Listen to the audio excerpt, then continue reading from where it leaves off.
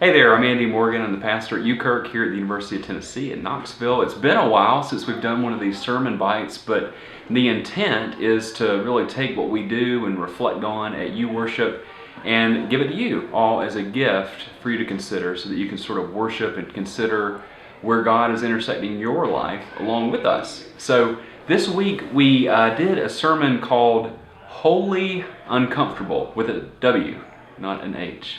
But, of course, it's a play on words, because that's how cool we are. So what we looked at are all of these moments and conversations and issues in our society that are uncomfortable. I don't know about you, but I think a lot of the issues and conversations and topics that we can come across online or at the Thanksgiving table or at the barber shop can make us uncomfortable, and we often, in the presence of discomfort, either shy away from those moments or we change the subject altogether. And so we looked at some of these moments, and particularly we looked at the NFL players who kneel during the national anthem. We looked at the Me Too movement, where folks who have been victims of sexual violence come forward and they share their stories, and then they use the hashtag #MeToo in solidarity with other folks who've also experienced that trauma too. We looked at the Black Lives Matter movement and all of these movements that are, for some folks, really uncomfortable. And we know this is true because the subject often changes. And we're not talking about how one should interpret any of these issues, but what we talked about was this need for folks to not change the subject in moments where someone wants to be heard and valued and dignified. So we use the story of Job, and in the second chapter of Job, Satan comes and all of this horrible situation happens to Job, and there he is.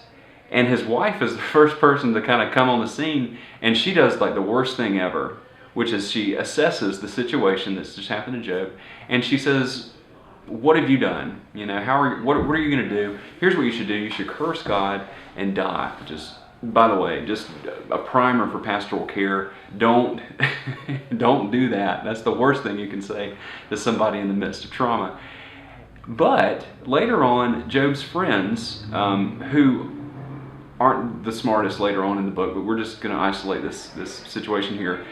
They see Job where he is. They see that he's experienced trauma, and what they do is really interesting. They rip their robes in the same way that he has, and they sit with him in the ash heap and just be in the presence of him in this unbelievable amount of discomfort and trauma and pain. And so for us at UKirk, one of the things that we want to do is to help our students look at the world and think theologically. So when we encounter a situation that makes folks uncomfortable, whether it's at the macro level, something on our national scale, or it's at the micro level where somebody comes up and they disclose something really personal and maybe uncomfortable about themselves to a friend or to you, it's important that we don't recognize those moments as just really uncomfortable, awkward moments to maybe shy away from or change the subject, but rather moments where real, holy conversations can occur. So what we want to do then is assess our landscape, assess where we are, our present context, and say, where are the holy conversations that can take place? Where are the holy moments that need to happen?